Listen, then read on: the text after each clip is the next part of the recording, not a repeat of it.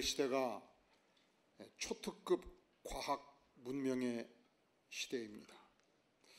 우리가 이런 시대를 살아가면서 2000년 전, 3000년 전 기술된 고문서 중에 고문서가 성경일진데 과연 성경을 믿고 사는 것이 옳은가? 성경이 진짜 하나님의 말씀 맞는가? 그렇다면 어째서 성경은 믿을 만하고 어째서 하나님의 말씀이란 말인가? 우리는 질문할 수 있습니다.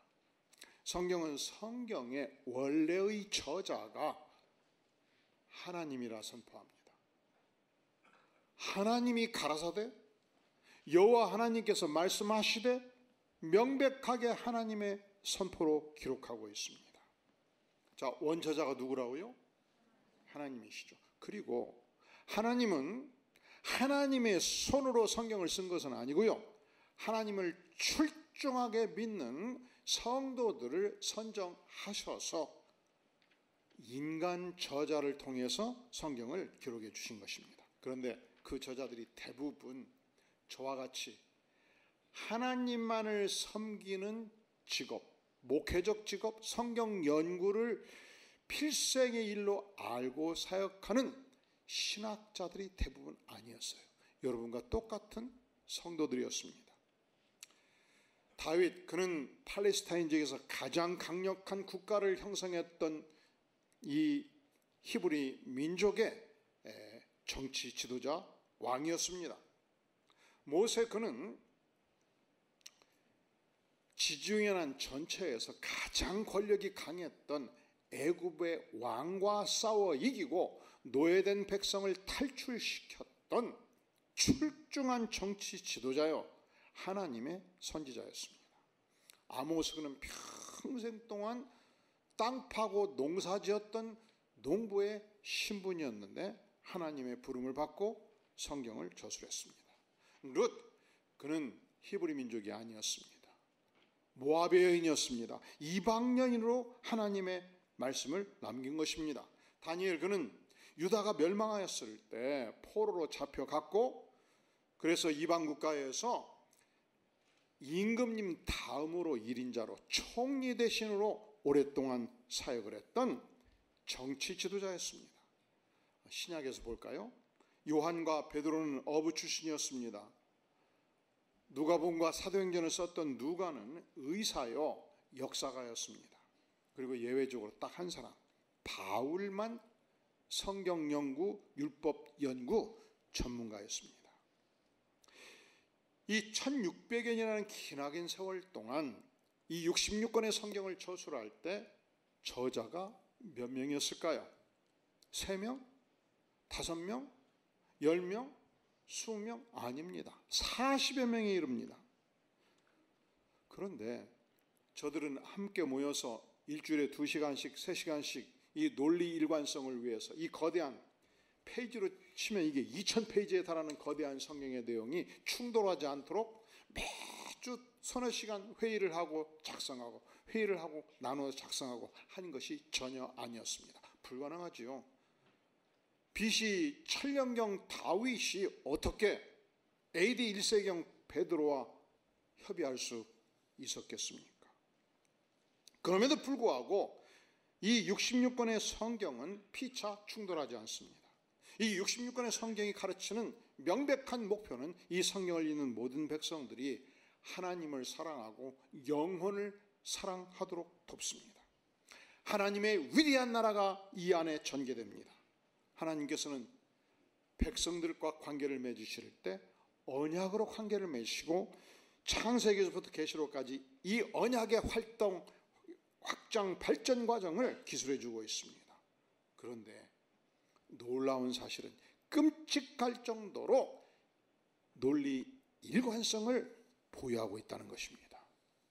성경은 도대체 무슨 책인가? 왜 믿을 만한가?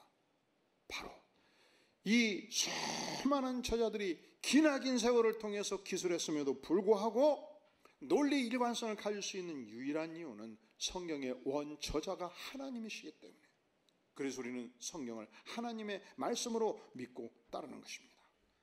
성경은 도대체 어떤 책인가? 따라해 볼까요? 성경은 하나님의 말씀이요 유일한 역사적 진리입니다.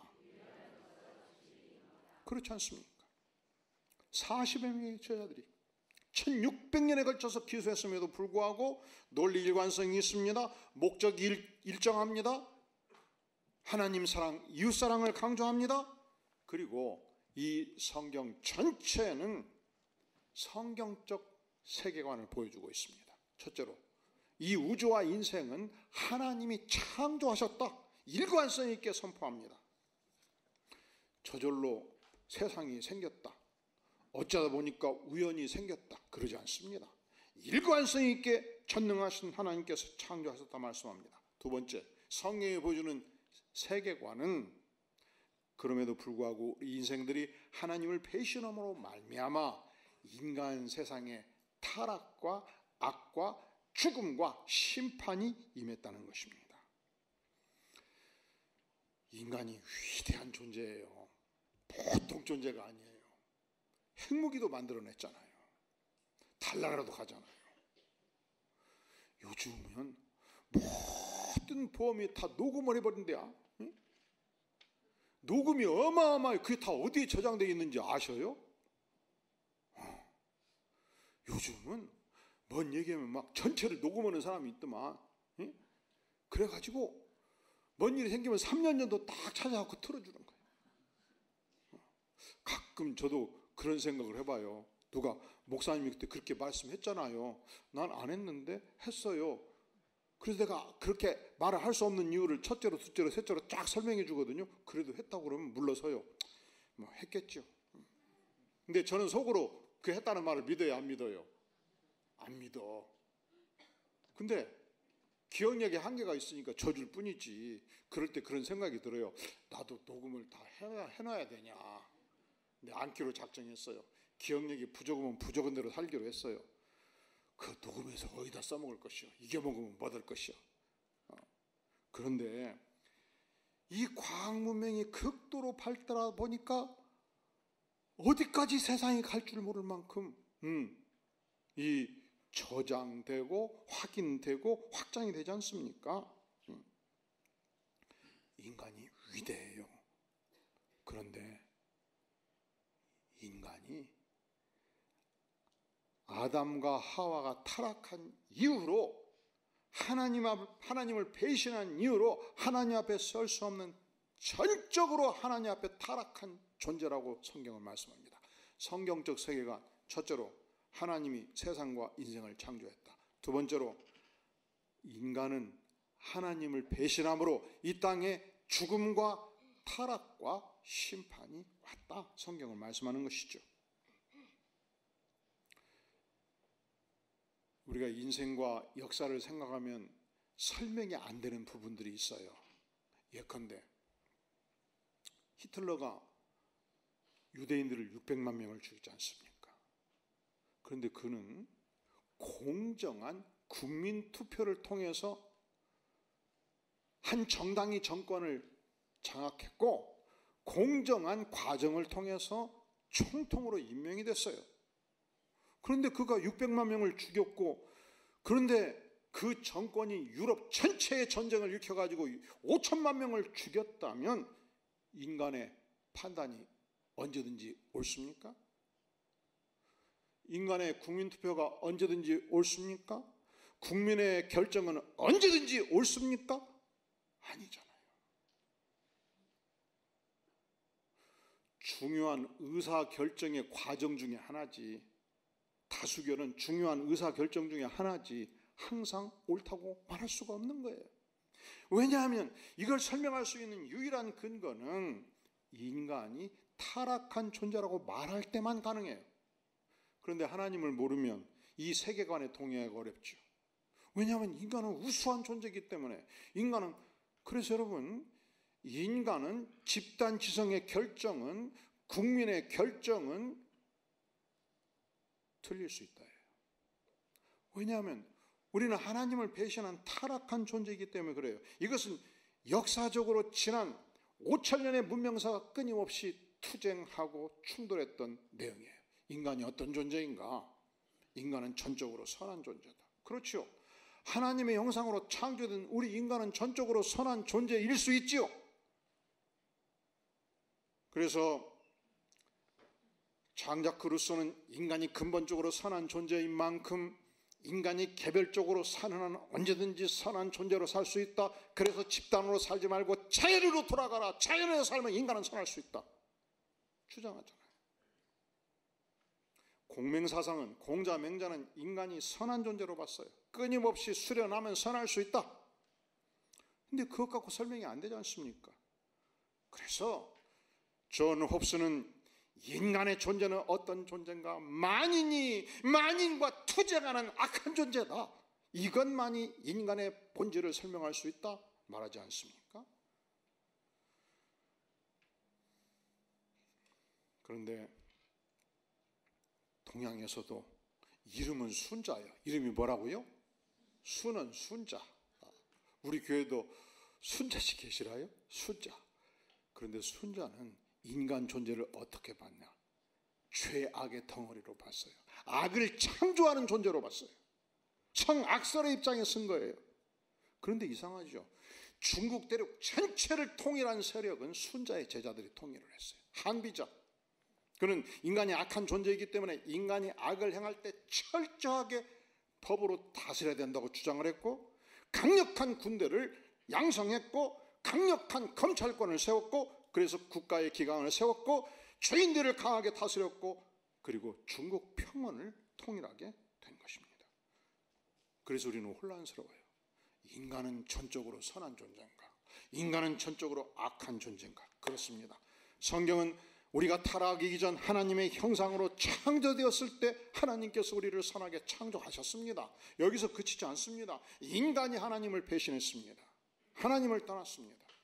인간 안에 악이 들어왔습니다. 악한 존재가 되었습니다. 그래야 인간은 타락하였고 인간은 심판대에 서게 된 것입니다. 그런데 하나님께서 타락한 인생들을 사랑하사 가장 사랑하는 독생성자 예수님을 이 땅에 보내주셨습니다. 믿는 자는 영생을 가졌나니 구원의 여망을 우리에게 허락해 주셨습니다. 성경적 세계관은 인생과 우주를 볼 때 세 가지로 보는 거예요. 첫째로 따라해볼까요? 하나님이 창조하셨다. 배신한 인간은 철저히 타락한 존재다. 하나님은 십자가로 구원하셨다. 이것이 창세기로부터 계시록까지 일관성 있게 보여주는 역사와 인생을 성찰하는 하나님의 세계관입니다. 성경이 하나님의 말씀인 것은 특별히 고고학이 발전하면서 성경의 사실이 역사적 사실로 드러나기 시작한 것입니다. 고고학이 발전하기 이전에는 성경을 의심하는 학자들이 많았습니다. 예를 들어 성경에는 해족석이 등장하는데 성경 이외의 다른 문헌에서는 해족석이 전혀 등장하지 않는 거예요. 아수르 문헌에도 등장하지 않고 애굽의 문헌에도 등장하지 않고 바벨론 문헌에도 등장하지 않습니다. 그래서 오랫동안 고고학자들이 성경에 등장하는 해족석은 허위의 존재로, 의심받는 존재로 여기고 있었습니다. 오늘날 고고학이 발달하게 되자 이 해족석이 드디어 확인이 된 것입니다.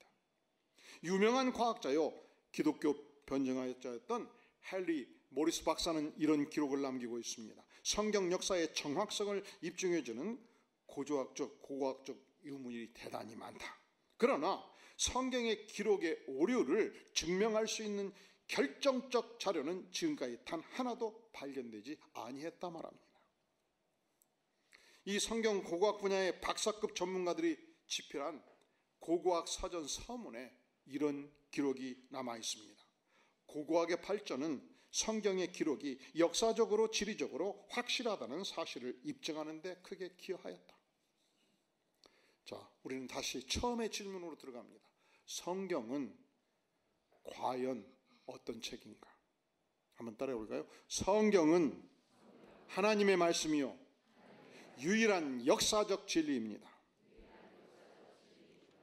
두 번째, 성경은 어떤 책인가? 성경은 하나님의 감동으로 기록된 하나님의 말씀이며 구원의 진리를 우리에게 제공하는 것입니다.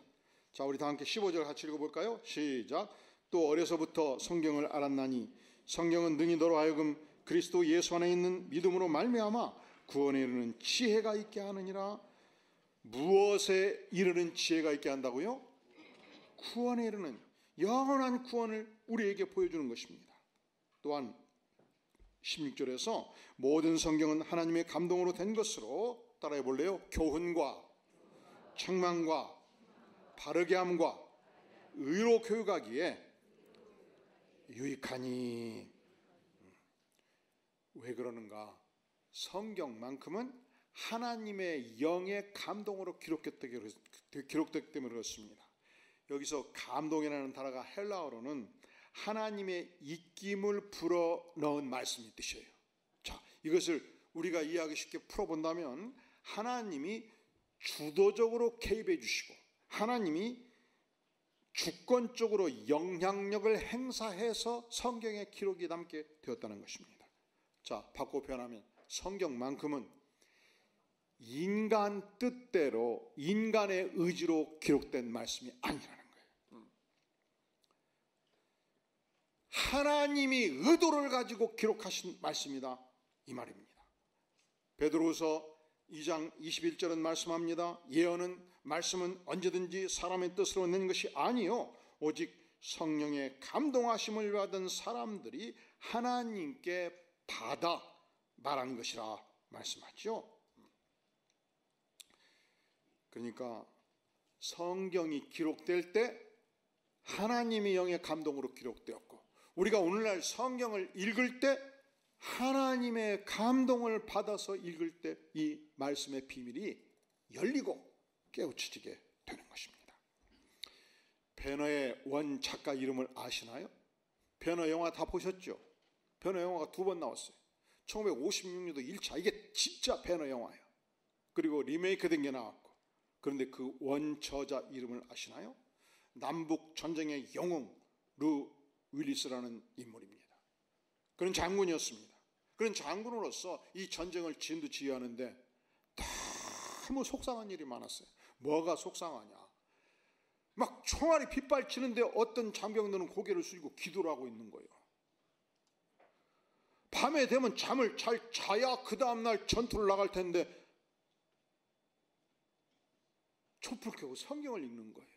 아니, 이 황당무계한 고문서를 읽어서 어떻게 하겠다는 거예요? 이놈들이 고연지고 미쳤군.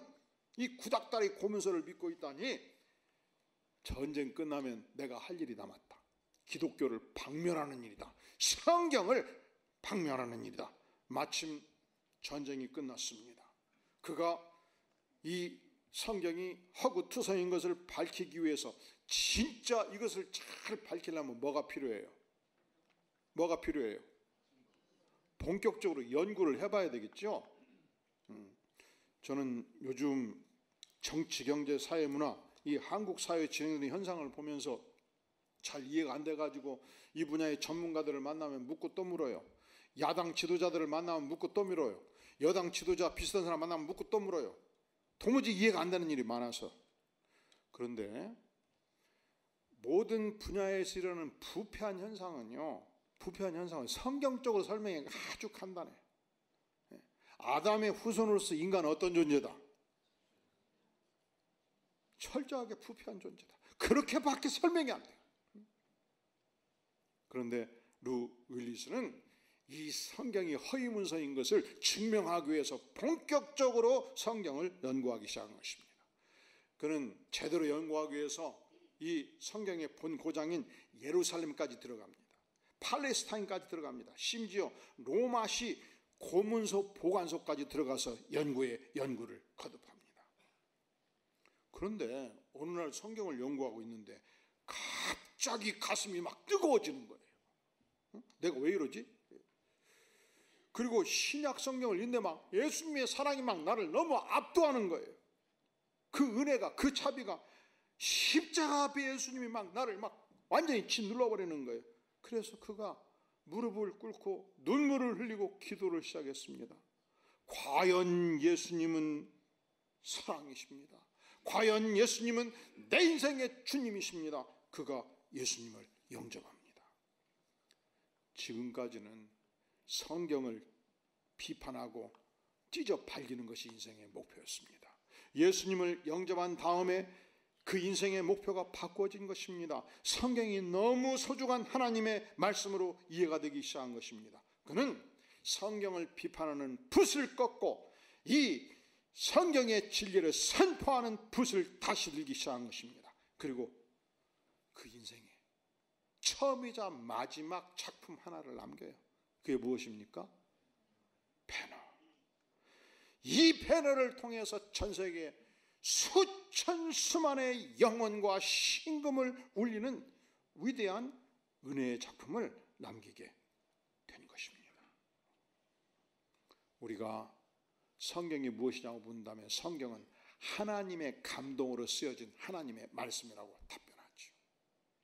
동시에 우리가 성경을 읽을 때 기도해야 돼요. 하나님의 영으로 쓰여진 성경인 만큼 내가 이 말씀을 읽을 때 하나님의 영을 주셔서 이 말씀의 깊은 세계를 열어주시옵소서 기도하지 않겠습니까?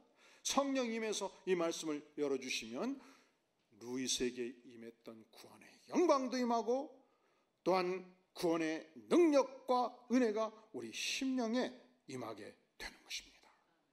성경은 과연 믿을 만한가?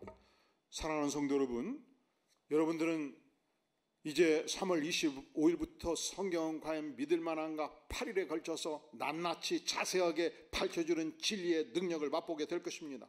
읽으시겠습니까? 구석에 처박아 두겠습니까? 어떤 분은 차 뒷속에 넣기도 하고 어떤 분은 주방 선반위에 넣기도 하고 어떤 분은 서재에 올려놓기도 하고 38일 지났을 때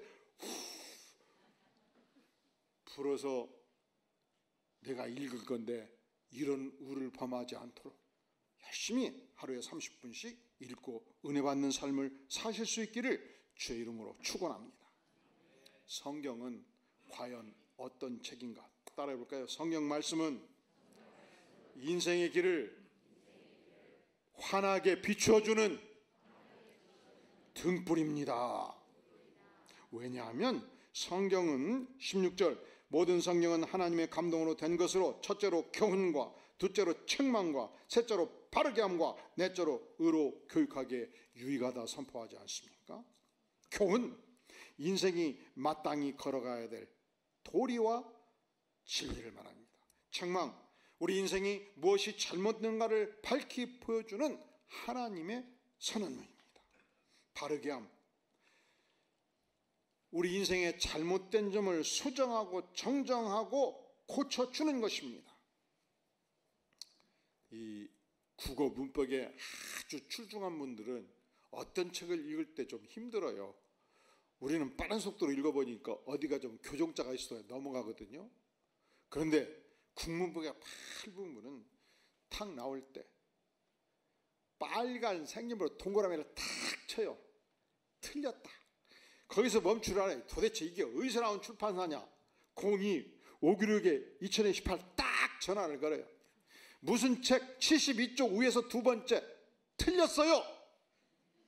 제대로 교정보세요. 이걸 뭐라고 그래요? 따라해 볼까요? 교정. 그런데 인생이 성인이 되면 자기 인생을 교정하는 것이 얼마나 어렵습니까? 출판사는 전화 오면 잘 받아줘요. 왜? 틀리니까 다음에 재판 낼 때는 고치면 되니까. 근데 김경 누구 집사님 경자 들어가면 제 동생이라는 거 아시죠? 김경자 들어가는 동생이 우리 교회에 한 10명 있어요. 이게 나를 지치겠다 생각하지 마시오. 누군가가 김경 누구 집사님 어제 이런 말씀하시고 이렇게 행동했는데 내 기분이 나빴거든요. 앞으로 조심하세요. 이렇게 교정자를 주면 모두 따라해볼까요? 감사합니다. 할렐루야. 고치겠습니다. 이렇게 말하기가 쉬워요? 어려워요? 그래서 저도 쉽게 저기서 아침 저녁으로 이 누구한테 교정자를 밝혀주라고 막 얘기를 해요. 그래서 다 듣고 그래요. 한번 직접 이야기지 왜 내가 그 일을 해야 돼요? 목사님이잖아요. 아니요. 그건 직접 얘기하는 게 최고예요. 근데 왜 성도님들은 꼭 저를 통해서 얘기해 주기를 바라는지 이해가 안 가. 왜 그래요? 왜 나하고 그분을 원수되게 만드냐고. 당신이 왜 원수되고 말지. 인간의 교정자를 받으기가 그렇게 어려운 거예요. 그런데 이상하지요. 하나님이 말씀하시면 우리가 잘 듣습니다. 하나님은 무엇을 통해서 말씀하십니까? 성경을 통해서 말씀을 하시는 것입니다. 마지막으로 의로 교육하기에 유익한 말씀입니다. 정의로 우리를 훈육하고 양육하는 말씀이 바로 하나님의 말씀이요 성경 말씀이다. 그리하여 우리가 성령 앞에 서게 될 때 어떤 인생이 되느냐? 자, 우리 다 함께 17절 시작. 이는 하나님의 사람으로 온전하게 하며 모든 선한 일을 행할 능력을 갖추게 하려 함이라. 우리가 하나님의 말씀 앞에 서게 될 때에 우리가 하나님의 사람으로서 온전한 존재가 되는 것이며 모든 선한 일을 행할 능력을 갖추게 한다는 것입니다. 사랑하는 성도 여러분, 우리가 교회에서 신앙생활 할 때 이 사람은 이래서 잘못되었고 저 사람은 저래서 잘못되었고 주변에 잘못된 사람이 많으면 따라해 볼까요? 가장 잘못된 사람은 다른 사람이 아니고 내 눈 알이다. 뭐가 잘못됐어요? 왜? 내 안에 박혀있는 태질본을 못 보고 다른 사람 눈에 있는 티만 보냐고 이렇게 주님께서 말씀하시는 거예요. 그러니까 저게 마음에 안 드는 사람이 많으면 누가 잘못된 거예요? 누가? 내가 잘못된 거예요. 하나님의 은혜를 작신 받으면, 하나님의 말씀의 은혜가 넘치면 죄인들이 너무 사랑스러운 거예요. 여러분들이 은혜 받으면 내 몸에서 나오는 아들이 너무너무 사랑스러운 거예요. 말짓도 사랑스러운 거예요. 그런데 하나님의 말씀으로 은혜를 받지 못하면, 그래서 공동체에서 신앙생활을 하면 내 안에 모든 선한 일을 행할 능력이 내 안에 없기 때문에 저 사람은 나를 이렇게 공격하고 저 사람은 나를 이렇게 마음 아파하고 여기저기서 허벌지게 상처를 받게 되는 것입니다. 그러면 절대로 교회 안으로 깊이 들어가시면 안 돼요. 여러분, 20년 전 A교회 있을 때 허벌지게 상처받아서 10년 전 B교회 왔고 거기서 2배로 상처받고, 그리고 우리 교회면 제가 확실하게 경고합니다. 깊이 들어가지 마세요. 우리 교회에서 역시 동일한 상처를 받게 될 것입니다. 상처는 상대방이 나에게 주는 것이 아니고 상처받을 준비를 하고 있는 내가 상처를 받는 거예요. 예수님은 하나님을 섬기는 유대인들에 의해서 창에 찔리고 온몸에 피를 흘리셨습니다. 예수님은 단 한 번도 상처받았다고 선언한 적이 없습니다. 예수님은 저들의 죄를 용서해 주시옵소서 선언했을 뿐입니다. 우리가 하나님 말씀 하나에 쓰면은 교회 깊숙이 들어가서 모든 선한 일을 행할 능력을 전신에 갖추게 되는 것입니다. 우리 다시 한번 다 함께 17절 같이 읽겠습니다. 시작. 이는 하나님의 사람으로 온전하게 하며 모든 선한 일을 행할 능력을 갖추게 하려 함이라. 이 하나님의 말씀으로 무장해서 하나님의 전신갑주를 입고 하나님의 나라를 섬기는 복된 백성 모두 될 수 있기를 주의 이름으로 축원합니다. 어느 교회 중고등부에서 있었던 일입니다. 젊은 전도사가 부임을 했습니다. 이 청소년들에게 성경이 얼마나 우리 인생에 소중한지 알려주고 싶었습니다. 그래서 중고등학생들 20명을 다 불러 모았습니다. 원형으로 의자를 대형을 만들어주고 모두 앉게 했습니다. 그리고 성경 구절이 적힌 카드를 하나씩 나눠주기 시작했습니다. 그리고 가운데 새로운 의자 하나를 갖다 놨습니다. 우리 청소년 여러분, 누구든지 가슴 아픈 일 있고 억울한 일 있고 고통스러운 일 있을 때 이 의자에 앉아서 자기 고백을 해보기를 바랍니다. 그랬더니 이 녀석들이 막 낄끼대고 깔깔대고 장난치고 막 바쁘고 집중이 잘 안 되는 거예요. 그때 한 여학생이 의자에 앉았습니다. 전사님은 이 앉은 여학생의 눈에 수건을 딱 눈가리개로 붙여준 거예요. 얘야, 이제 너가 마음 있는 어려움을 다 얘기해 보렴. 저는요, 요즘 사는 것이 너무 힘들어요. 더 살고 싶은 생각이 전혀 없어요. 공동묘지에 가면 죽은 사람들이 얼마나 부러운지 모르겠어요. 죽고 싶어요. 그랬더니 그냥 떠들던 친구들이 갑자기 조용해진 거예요. 막 그 고통의 절절히 느껴지는 거예요. 그때 한 남학생이 손을 들었습니다. 그리고 고린도전서 10장 13절 카드의 말씀을 읽기 시작했습니다. 사람이 감당할 시험 밖에는 너희가 당할 것이 없나니 오직 하나님은 미쁘사 너희가 감당하지 못할 시험 당함을 허락지 아니하시고 시험 당할 즈음에 또한 피할 길을 내사 너희로 능히 감당하게 하시느니라. 침묵이 올라갔습니다. 깊은 감동이 있었습니다. 그리고 눈물을 흘리며 한 여학생이 의자에서 내려왔습니다. 그때 또 다른 여학생이 의자에 앉았습니다. 전사님이 눈가리로 다 감아줬지요. 그때 전사님이 말하죠. 얘야, 너도 마음에 있는 고통이 있다면 다 고백하거라. 저에겐요, 아무도 관심 쓰는 사람이 없어요. 저는 어렸을 때 부모님이 이혼하시고 날 버려버렸어요. 외할머니가 저를 불러서 키우긴 했는데 항상 일 나가셨기 때문에 저는 외로웠어요. 그때 한 학생이 손을 들고 에레미야 31장을 읽기 시작했습니다. 내가 영원한 사랑으로 너를 사랑하기에 인자함으로 너를 이끌었다 하였노라. 그랬더니 그 학생이 갑자기 큰 소리로 외쳤어요. 저는요, 그 말씀을 믿을 수가 없어요. 어젯밤에 사실은 외할머니가 저를 쫓아냈거든요. 다시는 집에 들어오지 말라고 그랬어요. 저는 어떻게 하면 좋지요? 그때 누군가 손을 들고 히브리서 13장 5절을 읽기 시작했습니다. 내가 결코 너희를 버리지 아니하리라. 너희를 떠나지 아니하리라. 그리고서 담당 전사님이 이 여학생의 눈가리개를 풀어주었습니다.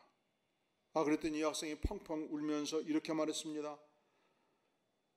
전사님, 왜 하나님은 저한테 지금까지 한 번도 이런 말씀을 안 해주신 거죠?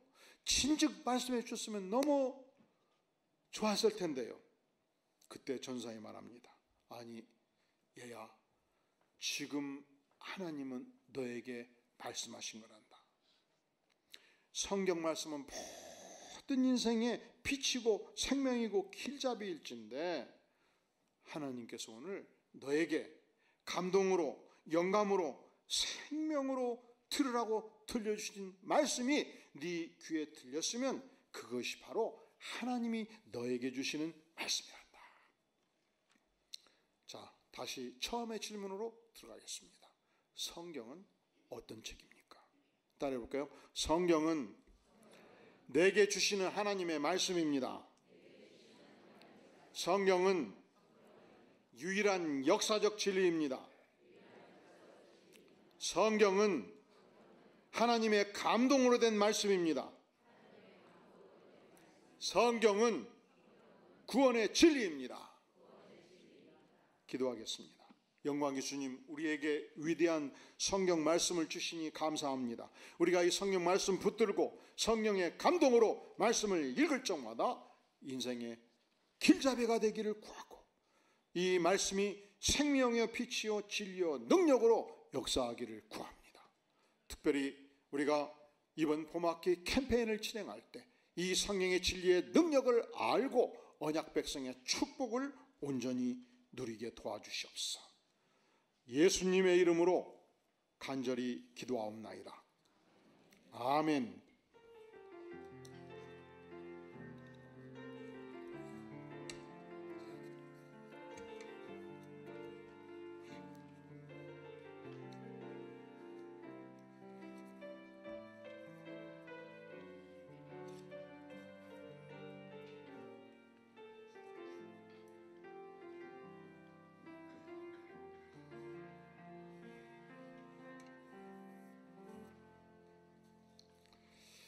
이 시간은